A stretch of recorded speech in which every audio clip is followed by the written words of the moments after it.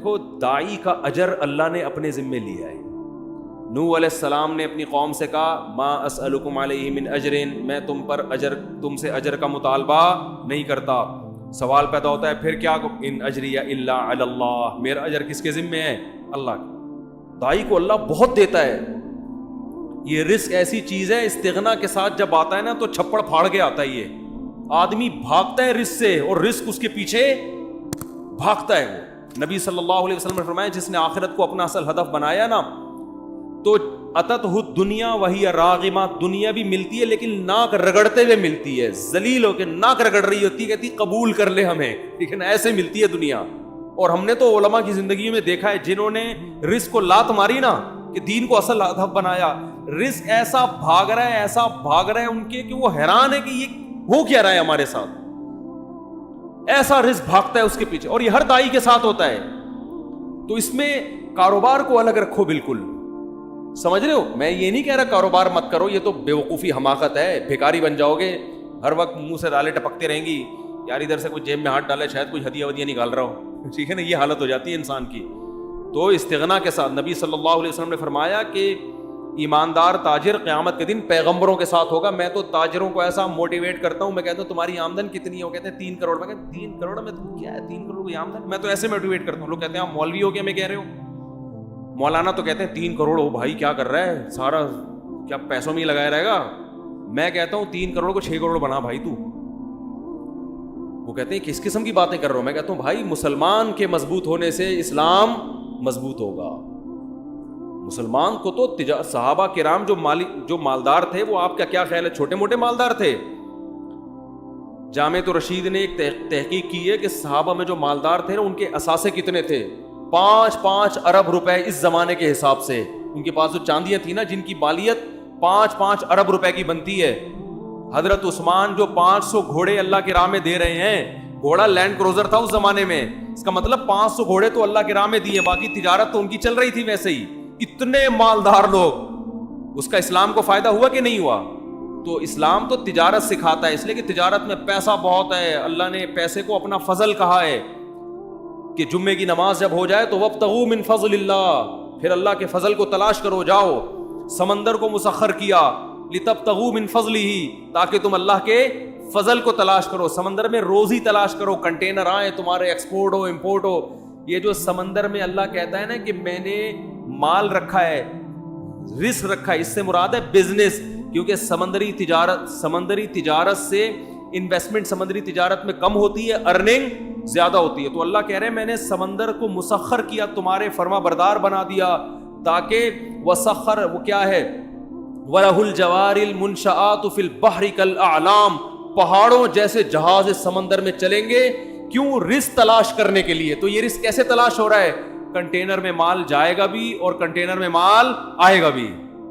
تمہارے کنٹینروں نے، یہ تو سمندر اللہ نے ہمارے لیے بنایا ہے، اور آپ یہاں گولے گنڈے کی دکان کھول کے بیٹھے ہوئے ہو کہ جب گولے گنڈے سے میرا گزارا ہو رہا ہے تو مجھے کنٹینر کی کیا ضرورت ہے؟ دیکھو گزارا کے لیے تو 2 وقت کی روٹی کافی ہے، شکر ادا کرنے کے لیے تو یہ ہے جس کو 2 وقت کی روٹی بھی مل رہی ہے، ناشکری اس کے لیے جائز نہیں ہے. جب بھی وہ ملے بولے بھائی اللہ کا دیا میرے پاس بہت کچھ ہے، لیکن کمائے قوم کے لیے، مذہب کے لیے، اسلام کے لیے، اللہ کے لیے، کہ اوپر والا ہاتھ نیچے والے ہاتھ سے بہتر ہوتا ہے. جب آپ کے پاس دولت آئے گی جائز طریقے سے، حلال طریقے سے آپ خرچ کرنے والے بنو گے، سر اٹھا کے جیو گے.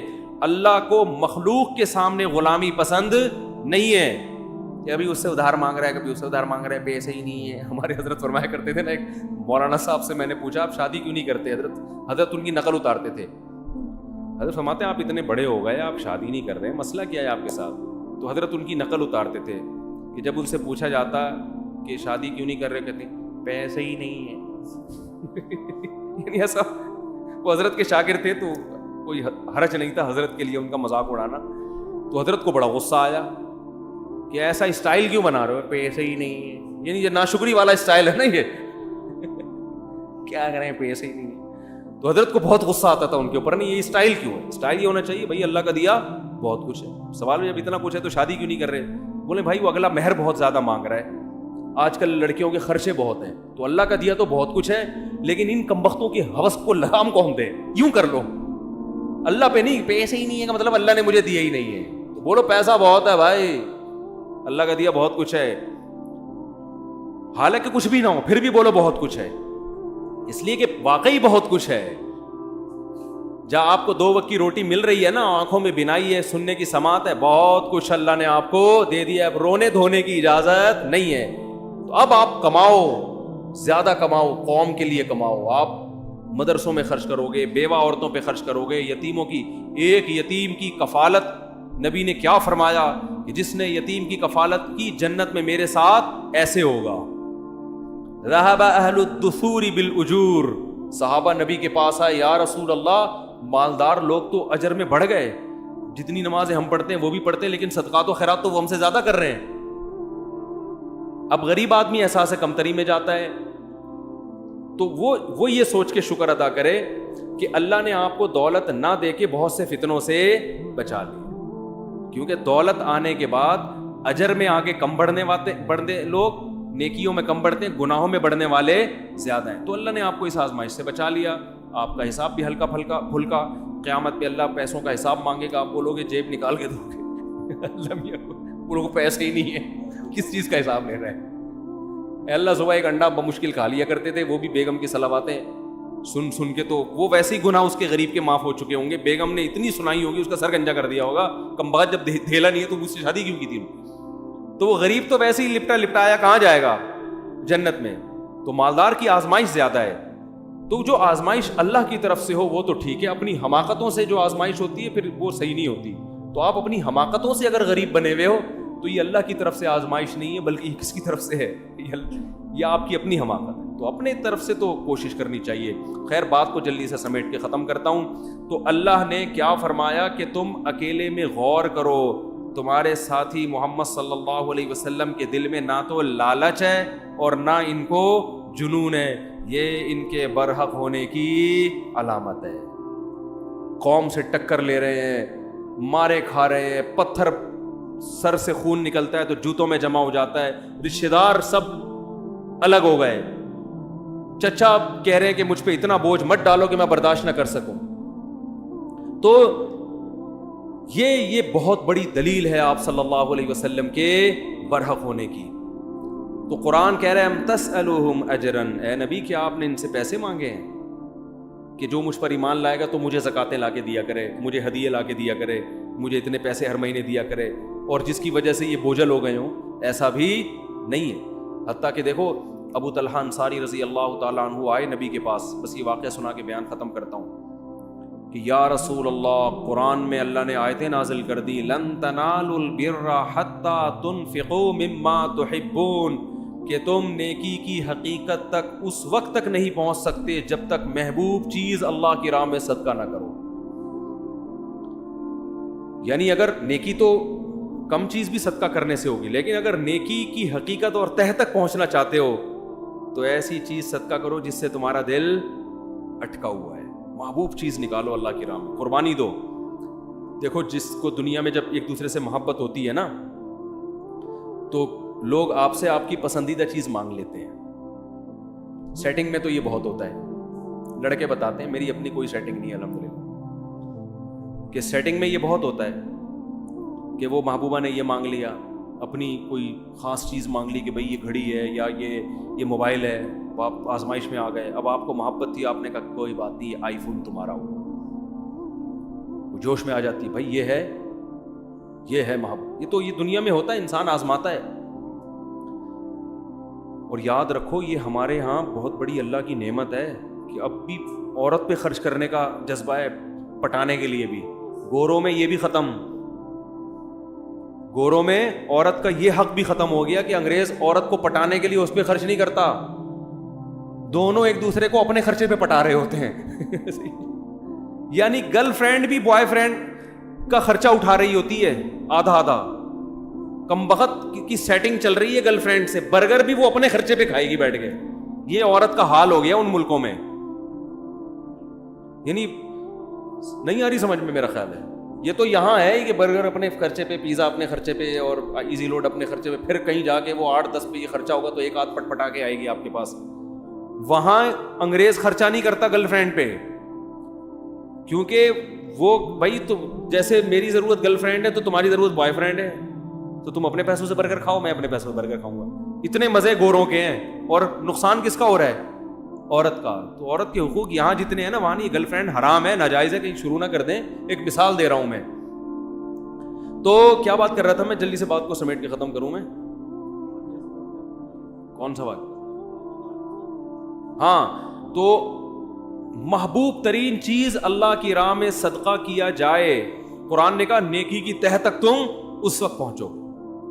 یہ آیت جب نازل, لن تنالوا البر, ہرگز نہیں نیکی کی حقیقت تک پہنچ سکتے جب تک محبوب چیز صدقہ نہیں کرو گے. حضرت ابو طلحہ انصاری آئے, یا رسول اللہ, اللہ نے آپ پہ جو آیتیں نازل کی, قرآن نازل کیا, اس میں اللہ نے فرمایا کہ محبوب ترین چیز کو صدقہ کرنا پڑے گا.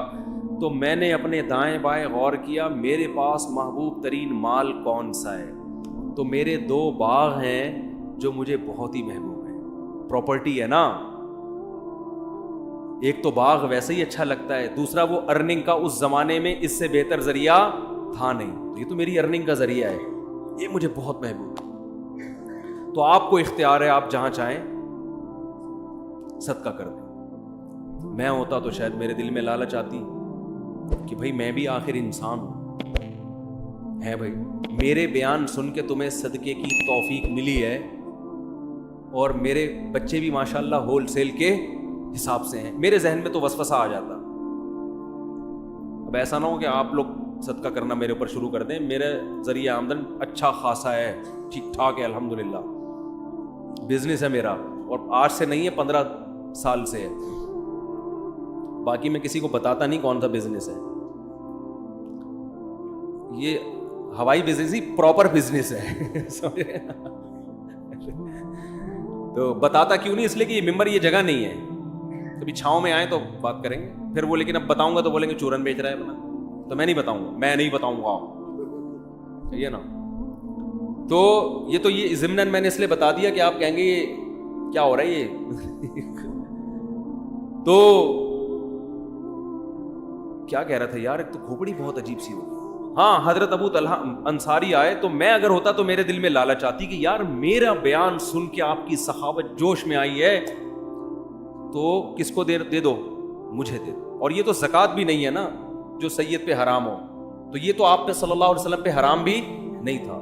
اور آپ صلی اللہ علیہ وسلم اتنے مسکین کہ گھر میں 40 دن چولہا نہیں جلتا, آگ جلنے کی نوبت ہی نہیں آتی, صرف کھجور پہ گزارا ہوتا, وہ بھی کبھی مل گئی کبھی نہیں ملی. تو سب سے زیادہ مسکین کون تھے؟ آپ صلی اللہ علیہ وسلم, اور 9 بیویاں. لیکن آپ صلی اللہ علیہ وسلم نے فرمایا اپنے چچا زاد بھائیوں کو دے دو. کیوں؟ قرآن رشتہ داری جوڑنے کا بہت زیادہ حکم دیتا ہے نا. تو آپ صلی اللہ علیہ وسلم کو معلوم تھا ان کے چچا زاد بھائیوں کی مالی حالت اچھی نہیں ہے, اور ان کے ریلیٹیو بھی ہیں, رشتہ دار بھی ہیں. پہلے آپ نے فرمایا بخن ذاک مال رابع, فرمایا واہ واہ واہ, یہ تو بہت قیمتی مال ہے. اپریشیٹ کیا کہ یہ تو بڑا جذبہ ہے تمہارا, اتنا قیمتی مال صدقہ کر رہے ہو, واہ واہ واہ واہ. پھر فرمایا اپنے چچا زاد بھائیوں کو دے دو جا کے. کیوں؟ اس میں کیا ہوگا؟ صدقے کا ثواب بھی ملے گا اور رشتہ داری مضبوط ہوگی. صدقے کا ثواب بھی ملے گا اور رشتہ داری مضبوط ہوگی. کتنا بڑا ظرف ہے. آج جاہل پیروں کو میں یہ ہمت دیکھی آپ نے, کہیں گے ڈبہ اس میں ڈال دو, ٹھیک ہے, کلی اختیارات کے ساتھ. جب میں چاہوں میں کھاؤں, جب چاہوں میں صدقہ کروں, یہ کلی اختیارات مجھے سمجھ میں نہیں آتے. بعض لوگ پیسے لا کے پکڑاتے ہیں, مفتی صاحب آپ کو مکمل اختیارات ہیں, چاہے خود کھا لیں چاہے صدقہ کریں. میں کہتا ہوں مجھے آزمائش میں مت ڈالو, یہ بہت بڑی آزمائش میں ڈال رہے ہو. بھائی مجھے ہدیہ دینا تو بولو آپ کے ہیں, وہ تو پھر مجھے خود ہی اختیارات ہوں گے. کیونکہ انسان ایسے موقع پہ اتنی مصیبت میں پڑ جاتا ہے کہ آپ نے کوئی رقم دی, بولا آپ چاہو تو آپ استعمال کرو, چاہو تو صدقہ کر دو. اب آدمی کہتا ہے پتہ نہیں یار ایک مصیبت میں ڈال دی ایک بندے نے, یہ کیا. وہ تو ویسے بھی آپ سیدھے سے بولو بھائی صدقہ کر دو اس کو, یہ آپ کے نہیں ہے, یہ صدقہ کرنے کے لیے. تو یہ گول مول باتیں نہیں کرنی چاہیے ان معاملات میں کبھی بھی. پیسوں کے معاملے میں آدمی کیا ہو, ایک نمبر ہو, تو نبی صلی اللہ علیہ وسلم نے فرمایا کس کو دے دو؟ ابن الاعمام، اپنے چچا زاد بھائیوں کو دے دو۔ کیسا ظرف ہے! دیکھو ہمیں بھی نبی سے یہ چیزیں سیکھنی چاہیے۔ آپ جب بہن بھائیوں کو صدقے کی ترغیب دے رہے ہو، رشت کوئی بھی گھر کا بڑا ہوتا ہے بچوں کو ترغیب دے رہا ہوتا ہے، تو اپنے فضائل نہ سنانے شروع کر دیا کرو، ٹھیک ہے نا؟ اس سے بچے سمجھیں گے ابا کے حقوق ابا کے علاوہ کوئی اور بتائے ان کو، پھر مزہ آئے گا۔ اب گھر میں والدین نا اپنے بچوں کو اپنے حقوق بتا، دیکھو ابا کا یہ حقوق، ٹھیک ہے صحیح ہے یہ بھی، لیکن اس سے بچے پہ اثر نہیں پڑتا۔ بچے کو ابا کے حقوق کوئی اور بتائے گا تو بچے، ماں بتائے بچے کو باپ کے حقوق کیا ہوتے ہیں، اور باپ بتائے کہ ماں کے حقوق کیا ہوتے ہیں، پھر کام ہوگا ہٹو بچوں۔ ابا اپنے حقوق بتا رہا ہوتا ہے، اماں اپنے والے زیادہ بتانا شروع کر دیتی ہیں، بچہ کہتا ہے یار دونوں کے کیا ہیں آپس میں مفاد ہیں، ٹھیک ہے نا؟ ماں اگر باپ کے حقوق بتائے نا کہ بیٹا تمہارے باپ کا یہ حق ہے، باپ سے کبھی اونچی آواز سے بات نہیں کرنا، اور باپ کی بڑی عزت ہوتی ہے، یہ تمہارا باپ ہے صحیح ہے، یہ تمہارا کیا ہے؟ باپ ہے، یہ کوئی معمولی چیز نہیں ہے، یہ چھت اس نے مجھے دی ہوئی ہے، اور یہ وغیرہ وغیرہ جو بھی شوہر کے فضائل مستحضر ہوں اس وقت سوچ بچار پہ غور و فکر کر کے مطالعہ کر کے جو ذہن میں آ جائیں عورت کے اس وقت کہ بھائی یہ اس نے مجھے چھت دی ہوئی ہے، اور دیکھو یہ جو میں تمہیں پراٹھے کھلاتی ہوں نا صبح صبح، تو پراٹھے تو میں کھلا رہی ہوں، لیکن خرچہ کون کر رہا ہے؟ بچوں کو نا ابا کی احسانات نظر نہیں آ رہے ہوتے، اماں کے نظر آ رہے ہوتے ہیں کہ اماں پیمپر بھی چینج کر رہی ہوتی ہیں، واپس دوسرا لگا بھی رہی ہوتی ہیں، یہ نہیں پتا ہوتا کہ پیمپر میں تیل کس کا نکلا ہے خریدنے میں، یہ باپ کا نکلا ہے، سارا دن کماتا ہے وہ گدھے کی طرح، پھر جا کے پیمپر آ رہے ہیں گھر میں۔ تو بچہ تو ماں کو دیکھ رہا ہوتا ہے کہ پراٹھا بنا رہی ہے، انڈا کھلا رہی ہے، اور جیم پہ روٹی لگا رہی ہے، یہ کھا لے، نہیں یہ نہیں کھانا تو چلو وہ کھا لے، وہ جو اس کے سب کچھ تیار کر کے اس کو وین میں بٹھا رہی ہے، اور پھر واپس آتا ہے تو گلے لگا رہی ہے۔ بچہ یہ دیکھ کے سمجھتا ہے کہ اماں کے حقوق ابا سے زیادہ ہیں، تو اماں یہ سکھائے کہ بیٹا یہ پیمپر ابو کے پیسوں سے آیا، یہ جو چھت ملی ہے کس نے دی ہے؟ تم اتنی عزت کے ساتھ ہو نا، میں بھی اور تم بھی، یہ کس نے دی ہے یہ نعمت؟ یہ تمہارے ابا نے دی ہے، اور تم اسکول میں جا رہے ہو، وین کی فیس بھی ابا دیتے ہیں، تو یہ سارا خرچہ ابا کا ہو رہا ہے، اور اسکول کی فیس بھی ابا دیتے ہیں، اور تمہیں جو قوم ملی، خاندان ملا، یہ بھی کس کی وجہ سے ملا؟ ابا کی وجہ سے، پھر مزہ آئے گا۔ اور ابا الٹا کام کر رہے ہوں، ابا کہہ رہے ہوں کہ بیٹا دیکھو تمہیں تکلیفوں سے جنا کس نے ہے؟ ماں نے جنا، اور میں تو صرف پیسے دے کے نکل لیتا ہوں پتلی گلی سے، یہ جو صبح اٹھے پراٹھے بناتی ہے بیچاری، کچن کے سامنے آگ میں کھڑی ہوتی ہے اتنی دیر، اور بار بار پیمپر چیک کرتی ہے رپورٹ کیسی ہے، یہی کام آج کل رہ گیا ہے نا، خراب رپورٹ ہے تو چینج کر دو ورنہ وہی لگا رہنے دو، ٹھیک ہے نا؟ تو وہ بچوں کی ہگائی متائی کا کام تو پیمپروں نے اپنے ذمہ لے لیا ہے، تو یہ جو چیک کرتی ہے، میرے اندر تو یہ ہمت نہیں ہے، تمہیں گود سے لگایا، تمہیں اپنی چھاتی سے دودھ پلایا، تمہیں تکلیفوں سے اٹھایا، تو باپ ماں کے فضائل سنا رہا ہوں، اور بیٹا یہ جو میں گھر میں تم آرام سے پل رہے ہو، میں سفر بھی کرتا ہوں، دنیا سے باہر بھی ملک سے باہر بھی جاتا ہوں، شہر سے باہر بھی جاتا ہوں میں، تو میں پھر بھی تمہارے بارے میں سکون میں رہتا ہوں کہ انہیں کوئی تنگ نہیں کرے گا، یہ محفوظ ہاتھوں میں ہے، کیونکہ ماں کا آلٹرنیٹ کوئی بھی نہیں ہے۔ تو میں جو اتنی بے فکری سے تھڑے پہ بیٹھ کے گپے لگا رہا ہوتا ہوں نا دوستوں کے ساتھ، مجھے پتا ہے بچے گھر میں صحیح پل رہے ہیں، ماں کے علاوہ کسی اور گود میں ہوتے پتہ نہیں کیا کر رہی ہے، زہر کھلا دے کے مارنا دیتی کہیں، وہ سامنے تو بڑی اچھی بنی ہوتی ہے ماشاءاللہ، میرا لال باپ کے جاتے ہی بولے کم بخت۔ ایک آدمی نے کہ شادی کی سوتیلے بیٹا ملا نا اس کو، تو مجھے وہ کہہ رہا ہے یار یہ سوتیلا بیٹا جو ہے نا مجھے ایک آنکھ نہیں مارا ہے ٹھیک ہے نا، ان کا مزاج بھی ہے، کہہ رہا ہے یار یہ مجھے ایک آنکھ نہیں مارا ہے یہ، تو میں نے کہا کیا خراب ہے؟ کہہ رہے یار یہ مجھے پتہ نہیں اپنے بچوں میں بالکل بھی اچھا نہیں لگ رہا ہے۔ تو ظاہر ہے جو سچی مچی کی ماں ہوتی ہے، سچی مچی کا باپ ہوتا ہے، اس کو جو اپنے بچے اچھے لگتے ہیں وہ دوسروں کے اچھے نہیں لگتے، تو باپ کو چاہیے بچوں کو بتائے کہ دیکھو تمہاری ماں نے جو تمہیں گود میں سکون ملا ہے نا، اور میں بھی جو تمہاری طرف سے تسلی میں ہوں، کیونکہ مجھے پتا ہے کہ تمہاری ماں تمہیں پال رہی ہے، کوئی اور عورت ہوتی تو مجھے بھی تسلی نہ ہوتی۔ تو دونوں ایک دوسرے کے فضائل سنائیں گے تو کام چلے گا، وہ ادھر اپنی طرف گھسیٹ رہا ہے، وہ ادھر اپنی طرف، کہ ماں کی باتوں میں نہیں آنا، بتا دو یہ تو میں اس کی باتوں میں آ گیا تھا تو شادی ہو گئی میری اس سے، اب تم نہیں آنا، تمہاری ماں الٹی باتیں بتائے گی بیٹا تمہیں، اور ماں یہ کہہ رہی ہوتی دیکھو تمہارے ابا نے تو مجھے کبھی سکون دیا نہیں ہے، اس کی باتوں میں مت آنا۔ تو اس سے بچہ کسی کا بھی نہیں بنتا، یہ بتا دوں، نہ باپ کا رہتا ہے نہ ماں کا رہتا ہے۔ تو کہاں سے کہاں بات چلی گئی؟ تو خلاصہ یہ نکلا اس پوری بحث کا کہ ہمارے نبی کی دعوت میں کیا تھا؟ اخلاص، اور یہ جب تک لوگوں کی جیب پہ لالچ ہوگی نا، نظر ہوگی، یہ چیز پیدا نہیں ہوگی. گھما پھرا کے لے آؤ گے کہیں نہ کہیں سے چورن چٹنی کی طرف، ٹھیک ہے نا. ایک دم مایوس کر دو لوگوں سے اپنے آپ، ایک دم کیا کر دو، مایوس، کہ بھائی کوئی کروڑ پتی بھی ہے تو میری بلا سے، میرے لیے نہیں ہے وہ، میں وہی ہے جو میری جیب میں ہے. میں نے ایک بیان کیا تھا، وہ بڑا اچھا کلپ چلا ہے، بہت میں نے خود بھی سنا تو بڑا اچھا لگا، مجھے مزہ آیا، کہ آپ کے سامنے لوگ اپنی دولت بتاتے ہوئے ڈرے نہیں، اپنے آپ کو ایسا بناؤ. کوئی آ کے آپ کو کہتا ہے نا میری کروڑوں روپے کی آمدن ہے، ڈرتا ہے، بتاتا نہیں ہے، اس کو پتا ہے قرضہ مانگے، کل اس کے پہ حالات آئیں گے، مجھے اسے فون کرے گا پیسے چاہیے. تو اپنے آپ کو ایسا بنا دو کہ لوگ آپ کے سامنے آ کے اپنے دل کی بات رکھیں کہ میری اصل ایکچوئل آمدن اتنی ہے، اور اس کو یہ امید ہو کہ میرے بتانے سے ان کی صحت پہ کوئی فرق نہیں پڑے گا. ایسا نہیں ہوگا کہ حالات آئے تو مجھے فون کریں. میں بہت نالائق ہوں، لیکن اللہ کا فضل ہے، بڑے بڑے تاجر مجھے اپنی آمدن بتاتے ہوئے جھجکتے نہیں ہیں. ان کو پتہ ہے مولوی صاحب کبھی فون کر کے چندہ نہیں مانگے. ہاں کوئی بہت کسی سے قریبی تعلق ہو تو وہ تو انسان مانگ سکتا ہے اس سے، اور یہ اس کی علامت ہے کہ مانگتے ہوئے آپ کو اگر عزت ہے اور شرم نہیں آ رہی عزت بھی ہو بجے تو یہ بے تکلفی کی علامت ہے. جیسے دوست جاتے ہیں نا کہ یار ذرا نہاری کے پیسے تو دے یار، تو بے تکلفی کی تو ایک اس کا تو اصول ہی الگ ہے نا.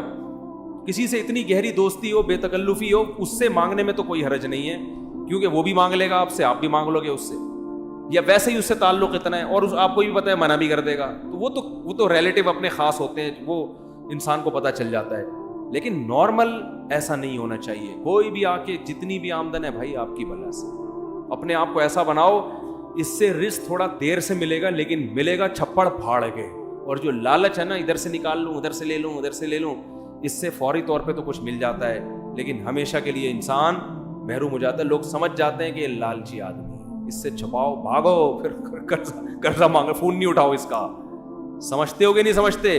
خدا کی قسم سر اٹھا کے عزت کے ساتھ جینے میں جو مزہ ہے نا، ایسا خاندانی مزہ ہے جو کباب پراٹھوں میں وہ مزہ نہیں ہے. ایک واقعہ سنا دوں تاکہ بیان کمپلیٹ ہو جائے. ہمارے حضرت ایک واقعہ بہت سنایا کرتے تھے، ہمیں بڑا اچھا لگتا تھا یہ واقعہ. پرانے وقتوں کی بات ہے جب بادشاہی حکومت ہوا کرتی تھی، تو ہندوستان سے جو ہے نا کوئی شخص چلا گیا کسی عرب کنٹری میں. اس وقت سعودی عرب نہیں تھا، عرب ارض حجاز کہا جاتا تھا. عرب لوگ بڑے سخی ہوتے ہیں. تو یہ چلا گیا بے یار و مددگار، تو وہاں کسی شہزادے نے اس کا بڑا اکرام کیا کہ بھئی ہندوستان سے آیا ہے، مسافر ہے، تو بڑا اکرام کیا اس کا. اس کو بڑی خوشی ہوئی کہ عرب شہزادہ میرا اکرام کر رہا ہے. تو اس نے کہا کہ کبھی ہندوستان آؤ اور تمہیں کچھ ضرورت ہو تو میرے گھر پہ آنا. شہزادے نے کہا مجھے کیا ضرورت، میں شہزادہ آدمی، میں تو فقیر غریب آدمی ہے، تو میں نے تیری مدد کر لی ویسے ہی، مجھے کوئی تجھ سے مدد نہیں. وہ فقیر تھا بیچارہ، غریب تھا نا. تو پھر بھی اس فقیر نے کہہ دیا کہ یار حالات کا کچھ پتہ نہیں ہوتا، کبھی آنا ہو تو یہ میرے ایڈریس سے آ جانا. تم شہزادے ہو لیکن جو ہے کبھی کبھی ضرورت پڑ جائے. اللہ کی قدرت کی بغاوت ہوئی، اس حکومت کا خاتمہ، اور ظاہر ہے پھر تو شہزادے قتل ہوتے ہیں. تو یہ بھاگا، اب وہ عرب کی زمین چھوڑ کے بھاگا. تو اس کو خیال آیا کہ میرا ایک ہندوستان میں دوست تھا، تو اس نے یہ مجھے ایڈریس دیا تھا. اچھا اس شہزادے نے اس کو کہا تھا کہ ہم شہزادے لوگ ہیں، ہم کسی کے سامنے ہاتھ نہیں پھیلاتے، ہمارا اسٹائل ہی یہی ہے. اچھی نہیں، ہم شہزادے لوگ ہیں، ہاتھ نہیں پھیلاتے ہم کسی کے سامنے، چاہے کتنی ضرورت ہو. اب اس کو پڑ گئی ضرورت. اس نے کہا یار وہ اس نے بڑے واسطے دیے تھے کہ میرے پاس ضرور آنا، بڑی خوشی ہوگی، تو چلو یار چلتے ہیں. یہ سمجھا بے تکلف دوست ہے. جب اس کے در پہ گیا، پہلے تو اس نے پہچاننے سے انکار کر دیا. اس نے بتایا میں وہ شہزادہ ہوں. ویلکم، آئیے آئیے بیٹھیے. کہ یہ کیسے آنا ہوا؟ یار حالات نے تختہ پلٹا اور مجھے ضرورت پڑ گئی، آج میں تمہارے در پہ آ گیا. تو اس ہندوستانی نے فارسی کا ایک شعر پڑھا. اس شعر کا مفہوم یہ ہے کہ حاجت اور ضرورت بڑے بڑے شیروں کو پتہ نہیں گیدڑ بنا دیتی ہے یا لومڑی بنا دیتی ہے. بڑے بڑے شیروں کو کیا کر دیتی ہے؟ گیدڑ یا فقیر بنا دیتی ہے. کچھ ایسا اس نے شعر پڑھا جس میں ایک توہین کا تھوڑا سا عنصر تھا کہ دیکھو تو اتنا بڑا شہزادہ تھا، لیکن ضرورت جب پڑتی ہے نا، بھوک لگتی ہے، تو بڑے بڑے شہزادے بھی کیا بن جاتے ہیں؟ فقیر. یہ بڑا نالائق تھا. اس نے یہ ایسے موقع پہ کہنے کا تھا نہیں شعر. یہ تھا تو خون میں تو شہزادہ تھا نا، بلڈ تو وہی تھا. اس نے کہا کہ شیر ہمیشہ شیر رہتا ہے، کیسی ہی حاجت ہو شیر کبھی گیدڑ اور لومڑی نہیں بنتا، اور شیر ایسی حاجتوں پہ 100 جوتے مارتا ہے جو حاجت اس کو فقیر بنا دے، اور کہا میں تجھ سے ایک دھیلا نہیں لوں گا، بھوکا مر جاؤں گا۔ اب وہ ہندوستانی، ارے بھائی میں نے ویسے ہی کہہ دیا تھا بھائی معاف کر دے، اس نے کہا نہیں، میں خدا کی قسم بھوکا مر جاؤں گا تجھے یہ بتانے کے لیے کہ شیر ہمیشہ شیر رہتا ہے، وہ 100 حاجتوں پہ، وہ ایک حاجت پہ 100 جوتے مارتا ہے، ٹھیک ہے نا، لیکن وہ کسی کے در کا بھیکاری نہیں بنتا۔ تو ہمارے حضرت یہ شعر پڑھتے تھے، فارسی کا شعر ہے تو نہ ہماری سمجھ میں آتا تھا نہ آپ کی آئے گا، تو اردو میں مفہوم سمجھ میں آتا تھا کہ ہم 100 جوتے مارتے ہیں۔ تو حضرت فرماتے تھے کہ وہ شہزادہ فقیر تو بن گیا مگر اسٹائل کون سا تھا؟ شہزادوں والا۔ تو یہ شہزادہ بننا ہر ایک کے اختیار میں۔ بات آ رہی ہے سمجھ میں؟ ایک شہزادہ وہ ہوتا ہے جو حکومت ملتی ہے اور بڑا پیسہ مل جاتا ہے، یہ ہر ایک کے اختیار میں نہیں ہے، کوشش ہے بنتا نہیں ہے، لیکن یہ شہزادگی جو ہے نا کہ اسٹائل کیسا ہو، شہزادوں والا، سر اٹھا کے جیتا ہو، یہ رکشے والے بھی کر سکتے ہیں، ٹماٹر والے بھی کر سکتے ہیں۔ بھائی ہم حاجتوں پہ 100 کوڑے لگاتے ہیں، کسی کے سامنے زبان ٹیڑھی ایسے رہو۔ دیکھو یہ ہمارے جو بڑے بڑے حکومتی اہلکار ہیں نا، ارب پتی ہیں کہ نہیں ہیں، پھر بھی بہت سے ان میں بھکاری ہے یا نہیں ہے؟ کیا عزت ہے یار ان کی، وہ ادھر سے 5 ارب کھا گیا، ادھر سے اتنے روپے کھا گیا، ادھر سے اتنے کھا گیا، ادھر اتنے کیس چل رہے ہیں، عدالت میں جا رہا ہے، کبھی بھاگ رہا ہے وہاں سے، کبھی اندر ہو رہا ہے، کبھی باہر آ رہا ہے، لوگ صبح و شام لعنت، اتنا پیسہ ہو کے بھی صبح و شام لعنتیں پڑ رہی ہیں۔ اسٹیل مل کھا گیا، ایک پی آئی اے کھا گیا، ایک یہ کھا گیا، ایک ریلوے کو کھا گیا۔ کیا عزت ہے ان لوگوں کی، بھکاری ہے یہ۔ اس سے وہ موچی اچھا ہے جو جوتے گانٹھ رہے لوگوں کے اور کسی کے سامنے ہاتھ نہیں پھیلا۔ اللہ کی نظر میں یہ شہزادہ ہے۔ تو یاد رکھو کسی کے سامنے ہاتھ پھیلانا یہ معمولی بات نہیں ہے، یہ اپنی عزت کا جنازہ نکالنا ہے۔ اللہ سے دعا مانگا کرو اللہ کسی آزمائش میں نہ لے کر آئے، اللہ اتنا دے کہ ہمیں ضرورت نہ پڑے، لیکن یہ بھی دعا مانگو اے اللہ اگر کبھی خدا نہ خواستہ آزمائش مقدر ہے تو ہمیں کسی کے سامنے ہاتھ پھیلانے والا نہ بنا، ہاتھ نہ پھیلائے، سر اٹھا کے جیے، دھیلا نہ ہو، لیکن اسٹائل ایسا ہو جیسے آپ سے بڑا سیٹ دنیا میں کوئی ہے ہی نہیں۔ ہمارے حضرت بہت غریب تھے، 60 سال کی عمر تک، فرماتے ہیں کہ میرے پاس لاہور اپنے شیخ کی زیارت کے لیے ٹرین کا کرایہ نہیں ہوتا تھا، لیکن میں جیتا ایسے تھا لوگ قرضے مانگتے تھے مجھ سے، آتے سمجھتے تو بہت بڑے سیٹ ہیں، اور حضرت بھی دیتے نہیں تھے کیونکہ جس کو دیا واپس نہیں دیا اس نے۔ حضرت فرماتے تھے اس زمانے میں جو کسی کو قرضہ دے دے وہ احمق، اور جو لے کے واپس کر دے وہ اس سے بڑا بے وقوف۔ جو قرضہ دے دے وہ بھی بے وقوف، اور جو لے کے واپس کر دے وہ اس سے بڑا بے وقوف۔ اب اس کا ایک مطلب ہے، لوگ کہتے ہیں یہ قرضہ دینا تو واجب ہے، اس کو ڈبل بے وقوف کیوں کہہ دیا؟ ڈبل بے وقوف اس لیے کیا کہ اس کو پتا تھا میں نہیں دیتا تو کیا بگاڑ لیتا، پھر بھی دے دیا، بے وقوف ہے یا نہیں ہے؟ تو ایسا استغنا، تو انسان کسی کی جیب پہ نظر نہ رکھے۔ بھائی اپنا کھائیں گے، اپنا بھوکے مر جائیں گے تو کیا ہو گیا یار، مرتا ورتا کوئی نہیں ہے، اللہ ایسا کھلاتا ہے نا غیب سے، زبردستی لوگ ٹھوس ٹھوس کے جائیں گے آپ کے منہ میں۔ اب دیکھو ہم جب مولوی بننے کے لیے آئے تو ہمیں تو لوگ تانا دیتے تھے کھاؤ گے کہاں سے، اتنے تانے ملتے تھے، اتنے تانے، اب ٹھونس رہے ہیں مفتی صاحب گرل فش، دال چاول، مسالے والی بریانی، اور ہم جاتے بھی ہیں تو دھونے والے کھا کے، بھائی پیٹ ہے لالو کھیت تھوڑی ہے کہ اتنا گنجائش تھوڑی ہے اس میں، اللہ ٹھونستا ہے، کھلائے گا، برس پیچھے بھاگے گا آپ کے۔ تو بہت بڑی نعمت ہے۔ میں تو یہ باتیں کر رہا ہوں، میرے اندر بھی وہ استغنا نہیں ہے، میں اس لیے باتیں کر رہا ہوں کہ میرے اندر پیدا ہو جائے۔ آپ سمجھے مفتی صاحب تو پتہ نہیں کتنے زبردست استغنا کے ساتھ جیتے ہوں گے، ہوئے ہم بھی باتیں کر رہے ہیں، باتیں کرنے پر گورنمنٹ کی طرف سے کوئی پابندی نہیں ہے، عمل بڑا مشکل کام ہے، تو میں بھی اس لیے کہہ رہا ہوں تاکہ میرا بھی استحضار ہو جائے۔ تو عزت کا، اور خاص طور پر دیندار آدمی، داڑھی والے، نمازی، ان کو تو بہت عزت نفس کا خیال کرنا چاہیے، بہت زیادہ خیال کرنا چاہیے عزت نفس کا، کہ عزت پہ آنچ نہ آئے۔ تو ہمارے نبی نے اتنی غربت میں گزارا کیا، ایک پیسے نہیں مانگے، صحابی صدقے کی ترغیب دے رہے ہیں تو کہہ رہے ہیں اپنے چچا زاد بھائیوں کو دے دو، ٹھیک ہے نا، تو ان کو کبھی جہاد میں خرچ کروا رہے ہیں، اپنی ذات کے لیے نہیں مانگ رہے، اپنی ذات کے لیے، اپنی بھوک بھی نہیں بتا رہے لوگوں کو جا کے کہ میرے حالت یہ ہے، یہ میری حالت۔ صحابہ نے غزوہ خندق میں آپ کے چہرے کو دیکھ کے اندازہ لگایا کہ آپ کتنی شدید بھوک میں ہیں، چہرے کو دیکھ کے اندازہ لگایا۔ تو اس ہمارے نبی تو بڑے مستغنی تھے، بھائی ہمیں بھی ایسی زندگی گزارنی چاہیے۔ اللہ تعالیٰ